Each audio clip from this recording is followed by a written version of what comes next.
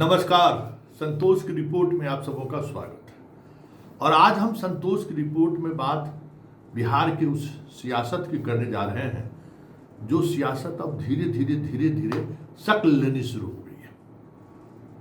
जी हाँ, हम बात 2025 के विधानसभा चुनाव की करने जा रहे हैं जिसकी अब उल्टी गिनती शुरू हो चुकी है। कल तक परोक्ष रूप से लग रहा था कि बीजेपी 2025 का चुनाव नीतीश के चेहरे पर लड़ने की बात करते हुए पूरा मैनेजमेंट अपने हाथ रखेगा। लेकिन अब ये दिखने लगा है कि सिर्फ मैनेजमेंट ही नहीं, अब चेहरा भी नीतीश नहीं मोदी होंगे।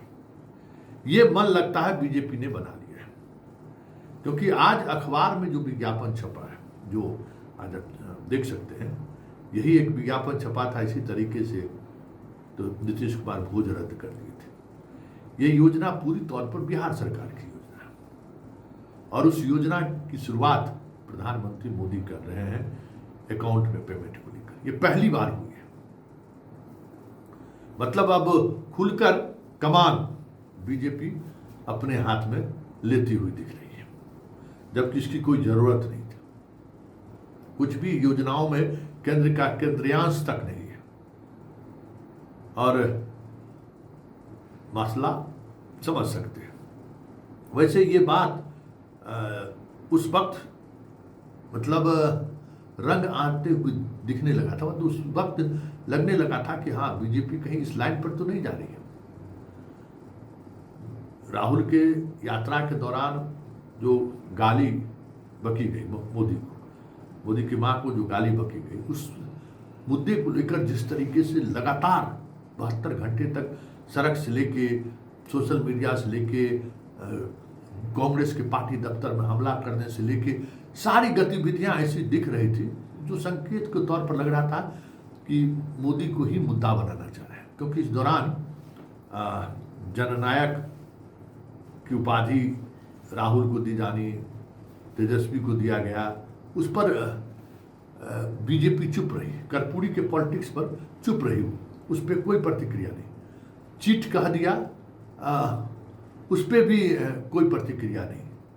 तेजस्वी नकलची मुख्यमंत्री कह दिए, उस पर भी बीजेपी प्रतिक्रिया देने से बच रही है। चीट कर रहे हैं मुख्यमंत्री, इस बयान पर भी बीजेपी की तरफ से कोई मजबूत कैंपेन नहीं चल रहा है। कैंपेन चल क्या रहा है? मोदी को के मां को गाली दिया है, उस पर कैंपेन चल रहा है। कैंपेन क्या चल रहा है कि जो बांग्लादेशी घुसपैठिए हैं उनको वोटिंग SIR के माध्यम से हटाने की तैयारी चल रही है। जो कैंपेन से कोई नीतीश का वास्ता नहीं है और बिहार कभी इस तरीके की कैंपेन में सहयोगी भी नहीं रहा है। तो इसका मतलब क्या है? मतलब साफ है। कल दिल्ली में बैठक बुलाई गई है। अमित शाह तमाम जो बिहार के प्रभारी हैं, बिहार के तमाम बड़े बीजेपी के नेता हैं, तमाम नेताओं को कि दिल्ली बुलाहट हुई है। वैसे भी राहुल की यात्रा से बीजेपी की बेचैनी बढ़ी हुई है। अब उनको लगता है कि अब उनके पास मुकाबला के लिए मोदी को ही उतारा जाए। 5-6 यात्रा तो इनकी हो चुकी है, मतलब रैली इनकी हो चुकी है, और इस महीने में और 2-3 पूर्णिया के बाद 2-3 और प्रस्तावित रैली की बात की जा रही है। गांव-गांव में बीजेपी के कार्यकर्ता कैसे पहुंचे, इसकी भी तैयारी हो रही है। लेकिन एक बड़ा सवाल है कि आखिर बीजेपी मोदी के फेस पर चुनाव लड़ने का संदेश देने का जोखिम क्यों उठाया? ये बड़ा जोखिम है, क्योंकि इस जोखिम उठाने की बात हम इसलिए कर रहे हैं कि 2015 के विधानसभा चुनाव को देख चुकी है बीजेपी। क्या परिणाम? 53 से अधिक सभा प्रधानमंत्री का हुआ था। 2014 का वो परचम लहराता हुआ मोदी की छवि, फिर भी मोदी जमानत नहीं बचा पाए अपने उम्मीदवारों का।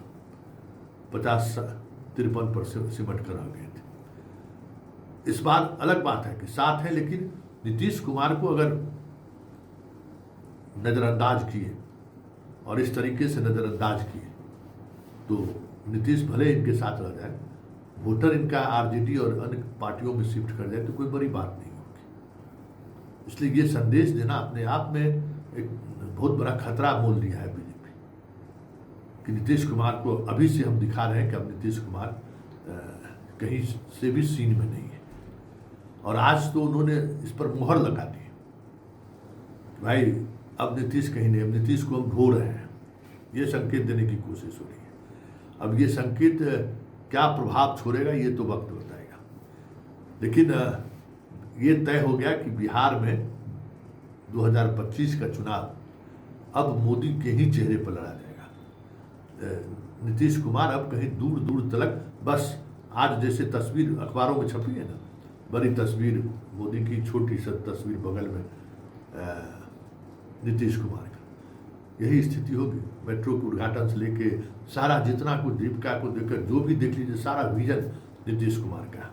नीतीश कुमार ने इसको पूरी तौर पर कह सकते कि शिल्पकार की तरह रचा है, लेकिन क्रेडिट लेने की बात मोदी कर रहे हैं। इसका मतलब है कि आने वाले चुनाव में नीतीश कहीं चेहरे नहीं रहेंगे। ऐसे में जदयू का होगा क्या? ऐसे में बिहार चुनाव में जो एक अलग तरीके का फैक्टर रहा है सोशल जस्टिस का, उसका क्या होगा?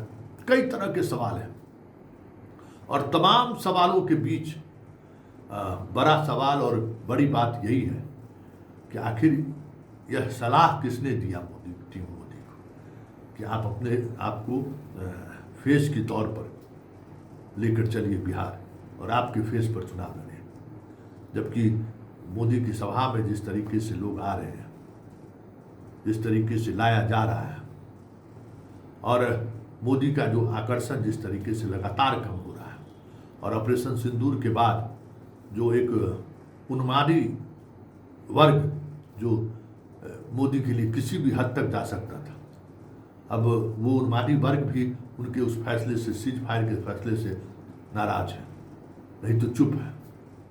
और यहाँ कई और फैक्टर हैं, उस फैक्टर में सीधे तौर पे मोदी के चेहरे पर चुनाव लड़ना, मतलब यहाँ गठबंधन की सरकार है, और उसमें अगर इस तरीके से मोदी के फेस पर चुनाव लड़ने का जोखिम बीजेपी उठा रही है, तो फिर तो खेला हो गया। और ये खेला हमें लगता है कि कहीं बीजेपी के लिए आखिरी बैटल न साबित हो जाए, क्योंकि बिहार गड़बड़ाया तो समझिए देश गड़बड़ाने में महीनों नहीं लगेगा, क्योंकि बिहार का अपना एक अलग मिजाज है, और उस मिजाज में बहुत कम पॉलिटिशियन उस मिजाज को संभाल पाए हैं, क्योंकि शुरुआत विद्रोह का बिहार से ही शुरू होता है, और ये शुरुआत आने वाले समय में दिखने लगे खुलकर बिहार में, तो कोई बड़ी बात नहीं।